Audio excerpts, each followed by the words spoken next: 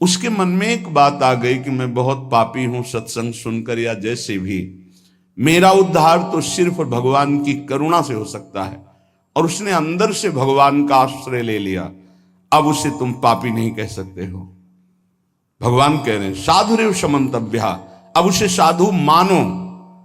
साधु को साधु मानने के लिए कभी आज्ञा नहीं दी गई। वो साधु नहीं है, वो पाप आचरण करने वाला पापी रहा है, दुराचारी रहा है, पर उसने भगवान का आश्रय ले लिया है। अब भगवान कह रहे हैं करो सद्य ते साधु समानम, मैं साधु बनाऊंगा। अब वो साम दाम और दंड भेद से सीधे रास्ते लाऊं, नकली से बनाऊं असली, भगत मेरे मुकुटमणि। भगवान की विशुद्ध कृपा होती है। ये अनंत जन्मों के ऐसे दुर्वासनाएं परत की परत छुपी हुई कि साधन भजन करते हुए भी वो निकलती रहती हैं। अगर जरा संग हो जाए अंदर की वासना का तो हमको कहीं ना कहीं आसक्त कर देती है। बड़े कृपालु हैं, वो हमारी चूक को ना देख करके वो करुणा करते हैं और हमें आगे बढ़ाते हैं। श्रीपाद कह रहे हैं यदि आप ऐसा करेंगे तो राधा माधव आप पर कभी प्रसन्न नहीं होंगे। दोष दर्शन की आगे के श्लोक में निंदा की बात कर रहे हैं। ये वृंदावनवासी निंदन रता, ये वान वृंदावनम श्लाघन्ते तुलयन्ति, ये चकुधियो केनापि वृंदावनम, ये वृंदावनमत्र नित्य सुख चिद रूपम सहन्ते नवा, तै पापिष्ठ नराधमैर्भवतु स्वप्नेपि में संगति।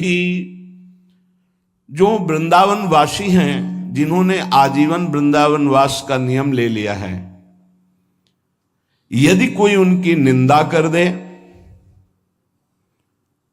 श्रीपाद कहते हैं कि पापिष्ठो नराधमई, सारे पुण्य उसके नष्ट हो जाएंगे। वो महापापी कि जो दुर्गति होती है उसको होगी।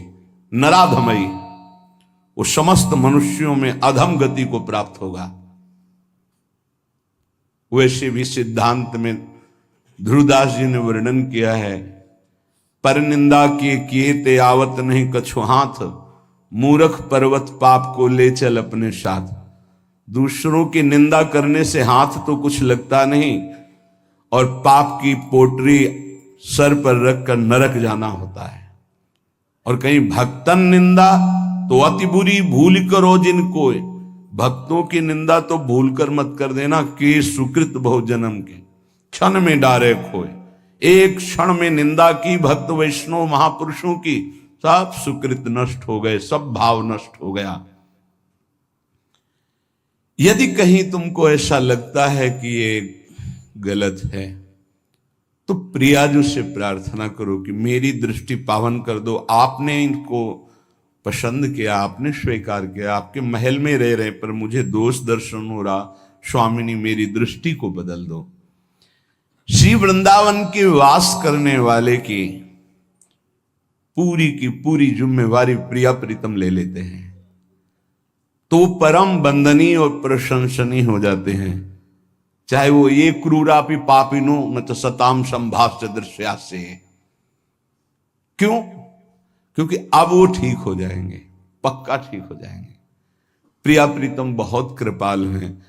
अगर कोई भी शास्त्रों को, भक्तों की महिमा को पढ़ के देखो तो दो चार की बात नहीं कहते, प्रायः ऐसे रहे जो माया में बहुत ही भ्रमित थे और सत्संग के द्वारा, संत साधु महात्माओं की कृपा के द्वारा वो ब्रह्म ऋषि बन गए, वो महापुरुष बन गए भगवान की आराधना करके। तो ऐसा नहीं है कि कोई गलत है तो उसको परम पद नहीं मिल सकता, नहीं, वो गलती का सुधार हो सकता है।